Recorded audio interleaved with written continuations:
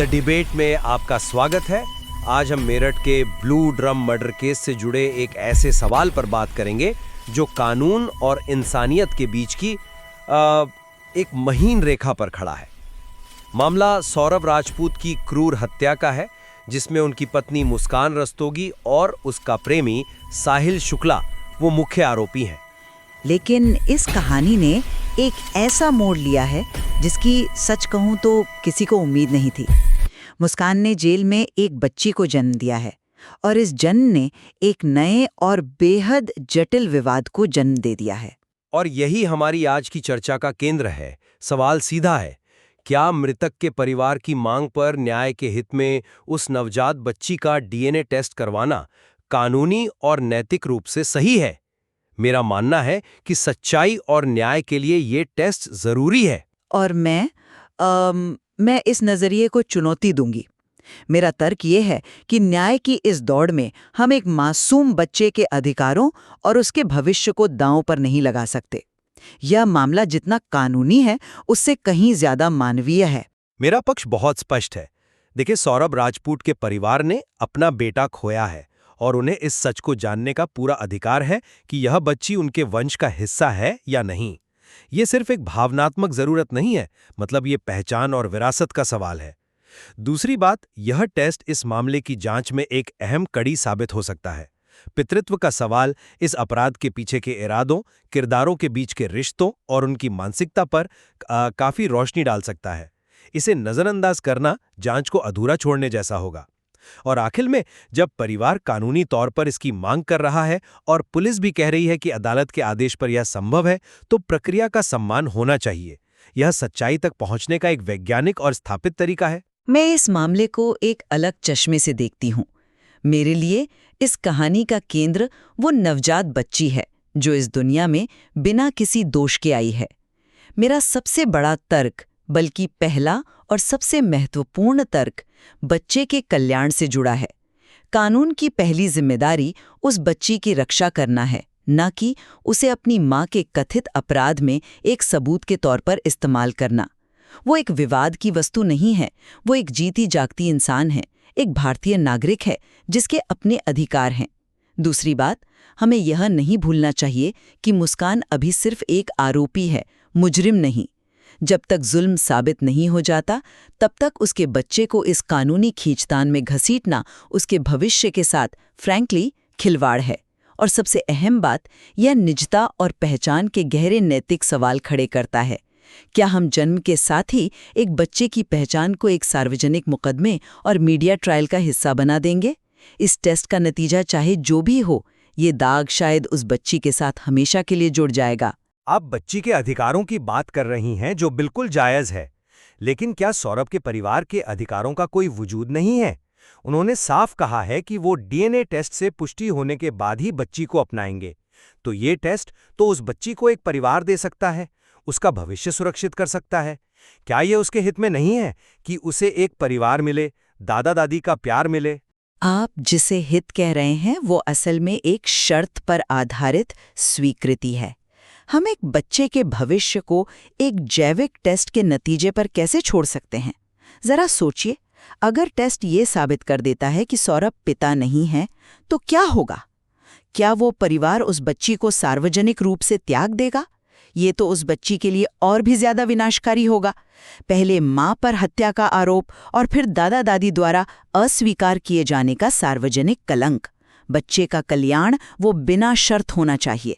उसे परिवार मिलना उसका अधिकार है, लेकिन ये अधिकार शर्तों के साथ नहीं आना चाहिए। मुझे लगता है आप इसे बहुत संकीर्ण दृष्टि से देख रहे हैं। ये शर्त नहीं, ये पहचान की पुष्टि है। परिवार एक बच्चे को अपना खून, अपना वंश मानकर पालना चाहता है। ये उनकी एक गहरी भावना है और इसे हम खारिज नहीं कर सकते। अगर टेस्ट पॉजिटिव आता है तो बच्ची को एक स्थापित परिवार मिलेगा, संसाधन मिलेंगे, एक नाम मिलेगा। इस टेस्ट को एक रुकावट की तरह क्यों देखा जाए? ये तो एक पुल हो सकता है जो उस बच्ची को उसके परिवार से जोड़ दे।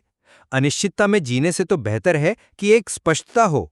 ये एक आकर्षक तर्क है, मैं मानती हूँ, लेकिन इसमें एक बुनियादी खामी है।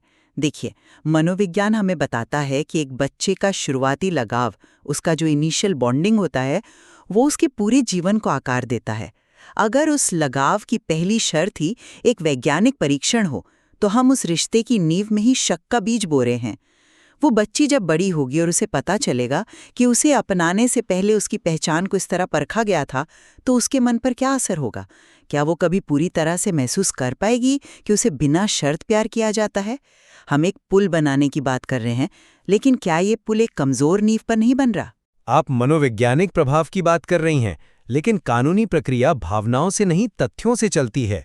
और तथ्य ये है कि पुलिस ने स्पष्ट किया है कि ये टेस्ट एक स्थापित कानूनी प्रक्रिया के तहत ही होगा, जब अदालत में अर्जी दी जाएगी। ये कोई मनमाना फैसला नहीं है, बल्कि न्याय प्रणाली का एक हिस्सा है जो सच्चाई को सामने लाने के लिए बनाया गया है। इसमें गलत क्या है? ये न्याय की मांग को पूरा करने का एक निष्पक्ष और वैज्ञानिक तरीका है। प्रक्रिया पर सवाल नहीं है, बिल्कुल नहीं। सवाल है उस प्रक्रिया के समय और उसके असर पर। जैसा कि सोर्स मटेरियल में बताया गया है, मामला अभी सबूत के चरण में है, मुकदमा लंबा चलेगा। तो क्या इस टेस्ट के लिए तब तक इंतजार करना बेहतर नहीं होगा जब तक कि मुकदमे में कुछ स्पष्टता ना आ जाए? अगर ये टेस्ट अभी किया जाता है तो ये मीडिया ट्रायल को और हवा देगा। बच्ची की तस्वीर, उसका नाम, उसका डीएनए रिजल्ट, सब कुछ सनसनीखेज खबरों का हिस्सा बन जाएगा।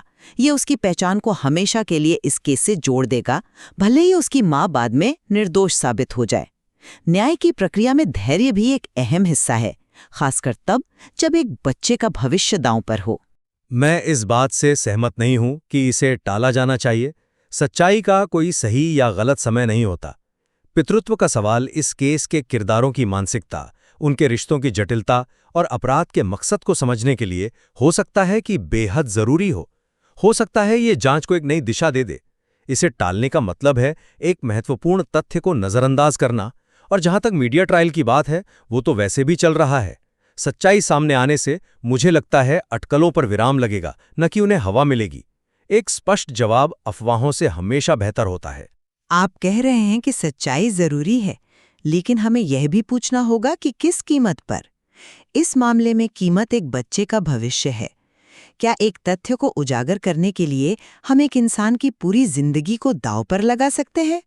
कानूनी प्रक्रिया को सिर्फ तथ्यों के बारे में नहीं, बल्कि उन तथ्यों के मानवीय परिणामों के बारे में भी सोचना चाहिए।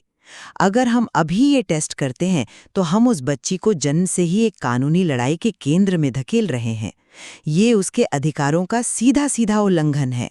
न्याय प्रणाली को इतना कठोर नहीं होना चाहिए कि वो अपने रास्ते में आने वाली सबसे मासूम जिंदगी को कुचल दे। अब जरा इस मामले की क्रूरता को भी देखिए। ये कोई साधारण हत्या नहीं है। शरीर को टुकड़ों में काटना, उसे एक ड्रम में सीमेंट से सील कर देना और फिर हफ्तों तक परिवार को धोखा देने के लिए मृतक के फोन से नकली मैसेज भेजना। इस भयानक संदर्भ में पितृत्व की सच्चाई जानना सिर्फ एक परिवार की व्यक्तिगत इच्छा नहीं रह जाती।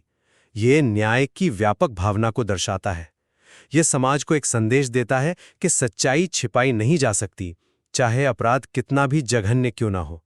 यह टेस्ट सिर्फ एक परिवार के लिए नहीं, बल्कि समाज के उस विश्वास के लिए भी जरूरी है कि हमारी न्याय प्रणाली हर पहलू की गहराई से जांच करती है। मैं अपराध की भयावहता से एक पल के लिए भी इनकार नहीं कर रही हूँ। ये वाकई दिल दहला देने वाला है। लेकिन हम एक अपराध की सजा या उसके नतीजे का बोझ एक निर्दोष बच्चे पर नहीं डाल सकते। उत्तर प्रदेश के जेल नियमों के मुताबिक वो बच्ची 6 साल की उम्र तक अपनी मां के साथ जेल में रह सकती है। ये व्यवस्था उसके तत्काल कल्याण के लिए की गई है, ताकि उसे मां का साथ मिल सके। हमारा ध्यान इस पर होना चाहिए कि उस बच्ची का भविष्य कैसे सुरक्षित हो, न कि उससे अतीत के विवादों में उलझाया जाए। समाज की जिम्मेदारी सिर्फ न्याय की मांग करना नहीं है, समाज की जिम्मेदारी उस बच्चे के प्रति भी है। क्या हम न्याय के नाम पे एक और त्रासदी को जन्म दे रहे हैं? हम उस बच्ची को इस केस का एक और अध्याय बना रहे हैं, जबकि उसे अपनी कहानी लिखने का मौका मिलना चाहिए। मैं इसे सजा के तौर पर नहीं देखता, मैं इसे स्पष्टता के तौर पर देखता हूं। अगर वो बच्ची सौरभ की है, तो उसे अपने पिता की विरासत और उसके परिवार पर पूरा अधिकार है। यह उसका जन्मसिद्ध अधिकार है और इस टेस्ट के बिना उसे यह अधिकार नहीं मिलेगा। अगर वो सौरभ की बेटी नहीं है, तो भी सच्चाई सामने आनी चाहिए, ताकि भविष्य में कोई और कानूनी या भावनात्मक जटिलता ना पैदा हो। इसे बच्चे पर बोझ की तरह देखना गलत है। यह तो उसके भविष्य को एक ठोस आधार देने की कोशिश है, चाहे वो आधार कुछ भी हो। अनिश्चितता के दलदल में जीने से बेहतर है एक कड़वी सच्चाई का सामना करना। यह एक वयस्क का दृष्टिकोण है। एक बच्चे के लिए पहचान और स्वीकृति का मुद्दा बेहद नाजुक होता है। हम ये फैसला नहीं कर सकते कि उसके लिए कड़वी सच्चाई बेहतर है या नहीं। हमारा काम है उसे सबसे सुरक्षित और स्थिर माहौल देना। इस समय उसे अपनी माँ की ज़रूरत है और कानून उसे ये अधिकार दे रहा है। बाकी सब कुछ इंतज़ार कर सकता है। जब हम न्याय की बात करते हैं तो हमें ये भी सोचना चाहिए कि सबसे कमज़ोर के लिए न्याय क्या है। और इस कमरे में, इस पूरी कहानी में सबसे कमज़ोर वो नवजात बच्ची है। न्याय की तलाश में हमें अपनी इंसानियत नहीं खोनी चाहिए। संक्षेप में कहूं तो मेरा मानना है कि पीड़ित परिवार के अधिकार, न्याय की मांग और सच्चाई को उजागर करने की जरूरत इस मामले में सबसे ऊपर है। डीएनए टेस्ट एक वैज्ञानिक और सीधा तरीका है जो कई अनसुलझे सवालों के जवाब दे सकता है, जांच को दिशा दे सकता है और न्याय की भावना को मजबूत कर सकता है। और हाँ, ये उस बच्ची के भविष्य के लिए एक दरवाजा भी खोल सकता है।